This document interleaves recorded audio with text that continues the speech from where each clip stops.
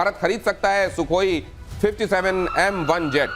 Sukhoi 57 fighter jet का advance variant रूस ने बनाया है।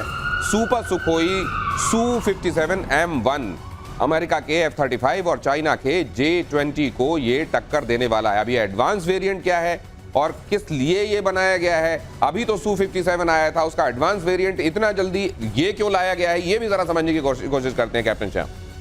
देखिए, ये जहाज बेहतरीन जहाज था। वैसे तो उन्होंने इसको 5 जनरेशन के लिए बनाया था, लेकिन इसके जो कुछ जो इसकी खामियां थी उस कारण से इसको F-20 या F-35 के साथ या F-22 रैप्टर जो है उसके साथ कंपेयर नहीं कर पा रहे थे। खासकर इसकी जो इंजन की जो थ्रस्ट थी वो इसकी कमजोर थी। ये पिछले वर्जन का इंजन इन्होंने लगाया था और एरोडायनामिक चेंजेस भी इसमें लाना जरूरी था। इसलिए इन्होंने ये जब लगा कि ये कम्पीट नहीं कर पा रहे मार्केट में, तो इन्होंने 2 साल पहले से ही तो सर अगर मान लीजिए उसकी जो कुछ कमजोरियां थी उसको लेकर ये बनाया गया है, तो मैं एक चीज ये जानना चाहता हूं कि भारत जो ये कह रहा है कि हम अपने कुछ स्क्वाड्रन को लेकर फॉर द टाइम बीइंग जो सोच रहे हैं, हो सकता है वो Su-57 ही रहे, तो क्या Su-57 एडवांस रहेगा सर? वो देखिए यही आ रहा है हमारे पास, यही आएगा। इसके 2 खामियां थी।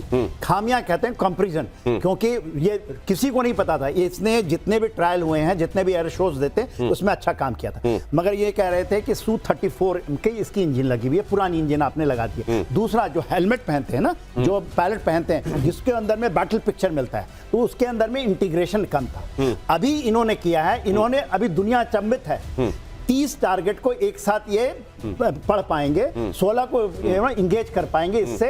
और इसकी स्पीड जो है, जो स्पीड है जब बर्निंग करते हैं तो स्पीड 2 मैक की है, किसी की नहीं है। और 5 to 7 मैक की स्पीड ले आए हैं ये तो पूरी अच्छे में इन्होंने किसी को नहीं बताया कि हम ये कर रहे हैं। और इन्होंने ये लॉन्च किया है और भारत में यही कह रहे हैं कि यही बनेगा। और देखिए दिसंबर में आ रहे हैं, हो सकता है यही मिले हमें। तो क्या आज दुनिया में सबसे खतरनाक फाइटर बर्ड यही है? ऐसा मैं तो उतना एक्सपर्ट हूं नहीं ना, तो ये बोल सकते हैं ना। हाँ, कोई नहीं बोल सकता है। ये तो फ्लाइंग की बात करूं तो मैं आपको समझा दूं इसको।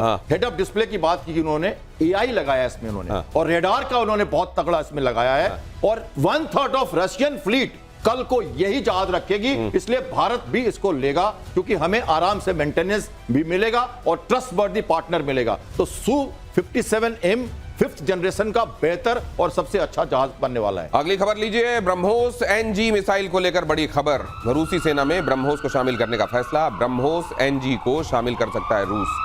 ऑपरेशन सिंदूर में ब्रह्मोस के प्रदर्शन को देखकर फैसला। ऑपरेशन सिंदूर में ब्रह्मोस के प्रदर्शन को लेकर ये रशिया ने तय किया है। ब्रह्मोस NG आप जानते हैं वहां की टेक्नोलॉजी भारत और रशिया इसको साथ में मिलकर बना रहे हैं, लेकिन रशिया के इसको इस्तेमाल करने के संदर्भ में फैसला क्या है, ये खबर अब जरा कैप्टन शान से समझिए।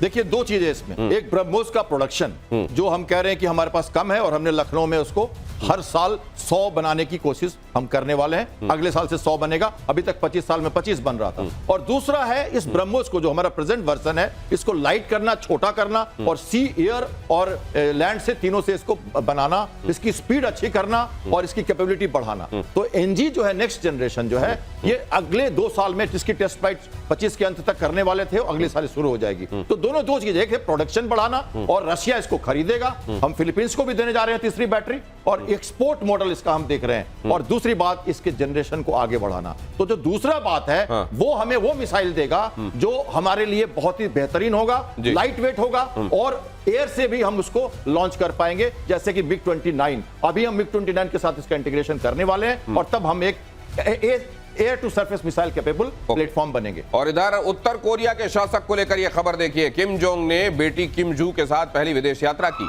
चीन के विक्ट्री डे परेड में पिता के साथ दिखी थी किम जू। सवाल है कि क्या उत्तर कोरिया को अब नया शासक मिल गया है?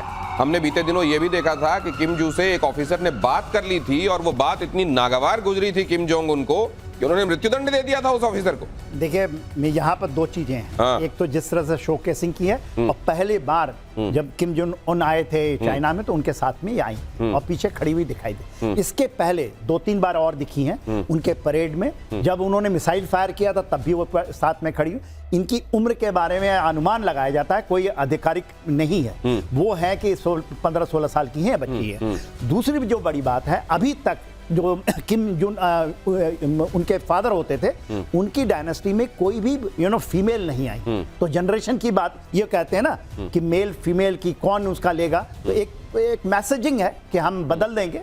केवल यही नहीं कि हम हमारे खानदान में केवल उसमें तो महिलाओं इस का तरह की भी बड़ा है। ऑटोक्रेसी में भी अब वुमेन हाँ, ये एम्पावरमेंट empowerment है। ये कैप्टन शाह मैसेजिंग इस है। तरीके से देखा जाना चाहिए। देखिए आपकी जब एससीओ में गई थी वो तो हमने कहा था कॉस्मेटिक वर्क है और वो बाहर नहीं आई पब्लिक पे, एम्बेसी के अंदर रुकी और किसी के साथ पब्लिक उन्होंने कोई भी बातचीत नहीं की और वो एक तरह से कॉस्मेटिक था उनका एक कि आपको उनको एक तरह से एक कहते हैं ना उसको कि चलिए प्रभाव में लाओ, लोगों को दिखाओ और एक एक्मेटाइज कराओ उसको। तो आप ये कह रहे हैं कि इनको आखिरकार सत्ता दी नहीं जाएगी, बहुत अर्ली है कहना ये, लेकिन जैसा करें एशियन कंट्री है, नॉर्थ कोरिया को सब जानते हैं, इतना क्लोज स्टेट है और इतनी ज्यादा वहां पे पकड़ है लोगों की, तो उसमें एक वुमेन को एक्सेप्ट करना एज ए प्रेसिडेंट और हेड ऑफ द स्टेट। पर हाँ, आज का पढ़ाई भी उन्होंने वहीं की है, पैडोंग में ही रही हैं, वो बाहर गई भी नहीं है। शायद प्यार मिल जाए लोगों का उनको, क्योंकि उन्होंने वेस्टर्नाइज नहीं किया अपने को, तो लोग मानने लगे और ये वहां पर एक ही शासन चला है तो लोग शायद एक्सेप्ट कर लें। और हंगरी में कच्चे तेल के बड़े भंडार की खोज। हंगरी के तेल और गैस कंपनी MOL का दावा, रोज 1000 बैरल तेल के उत्पादन का अनुमान। उत्तरी हंगरी में 2.5 किलोमीटर की गहराई में मिला भंडार। नेटो का सदस्य देश है हंगरी और हंगरी में यह मिलना जाहिर है नेटो के उन तमाम देशों के लिए ये राहत की खबर है जो अभी तक एनर्जी के मामले में रशिया का मुंह ताकते हैं और रशिया और यूक्रेन लड़ाई के समय उनके लिए बहुत सारी परिस्थितियां प्रतिकूल, खासतौर से विंटर्स में रहीं, जब एनर्जी अचानक कहीं पर नेटो के सदस्य देशों के बीच में मिलती है तो उनकी बाँछें खिलती हैं, लेकिन इसके बहुत सारे दूसरे इसमें पेचीदगियां भी होती हैं। और तेजस फाइटर जेट को लेकर एक बड़ी खबर है, वो देखिए।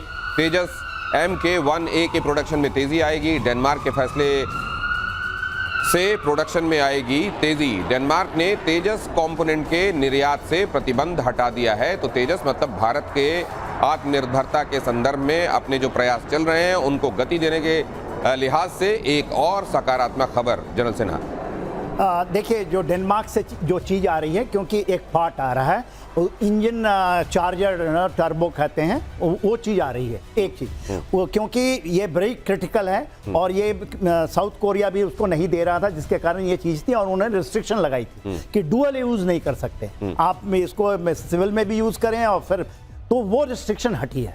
मगर हमारे अच्छी बात यह है कि हमारी एक बेंगलोर की कंपनी इसको बनाना शुरू कर दी, तो उसके कारण तेजस में ये लग रहा था। ये डेनमार्क वाली जो कहानी आप बता रहे हैं, नीदरलैंड वाली, उन्होंने हटाई इसलिए कि बेंगलोर में बनना शुरू हो चुका था, तो हम इसको नहीं लेते। इससे तेजी आएगी क्योंकि हमारा सपना 18 स्क्वाड बनाने का है, 1-2 स्क्वाड नहीं, एक स्क्वाड में 18 जहाज होते हैं, तो 18 जहाजों के लिए ये बहुत इंपॉर्टेंट है कि ये जो आपका एक पार्ट आता है, only one part is coming, क्योंकि इंजन के उसको चार्ज करके उसको जो आप ये करते हैं, टर्न बनाते हैं, वो चीज आ रही है, एक पार्ट, वो बहुत अच्छी खबर है। और अगली खबर ये है कि चीन साउथ चाइना सी में चाइना की चौतरफा घेराबंदी हो रही है। फिलीपींस को ब्रह्मोस मिसाइलों की तीसरी खेप जाने वाली है। कैप्टन श्याम पहले ही आपको ये बता रहे थे, भारत से ब्रह्मोस मिसाइल की होगी डिलीवरी।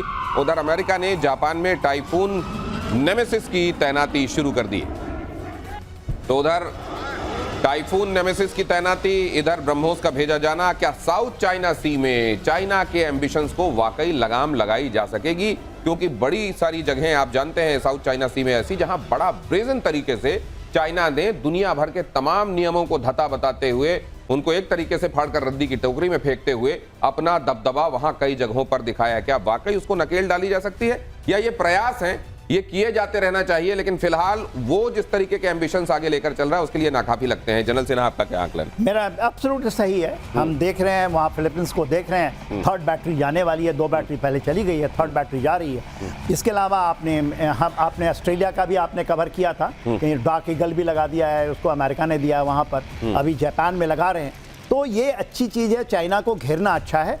केवल चाइना को जो 9 डैश लाइन की बात करता है वो उसकी मैं उसका नहीं मानता हूँ कि एक गलत है। दूसरा कहता है कि जो ताइवान स्टेट, ताइवान की बात छोड़ दीजिए, जो ताइवान स्टेट है ना 150 किलोमीटर कि ये हमारा है, कोई भी इससे गुजरेगा नहीं, दैट इज रॉन्ग चाइना। यदि चाइना को इसी तरह आप स्टेट ऑफ मलाका में कर दीजिए कि आप गुजरे नहीं, पैसा दीजिए उसको, तो चाइना के लिए फंसने की तो बात है, यह बहुत जरूरी है कि बैलेंस ऑफ पावर को करने के लिए। मगर यदि अमेरिका ये कह रहा है कि नहीं हम उसको बढ़ने नहीं देंगे, हमारे से ऊपर नहीं निकलने देंगे, तो वो मल्टीपोलैरिटी है, उसको भी है हक करने का।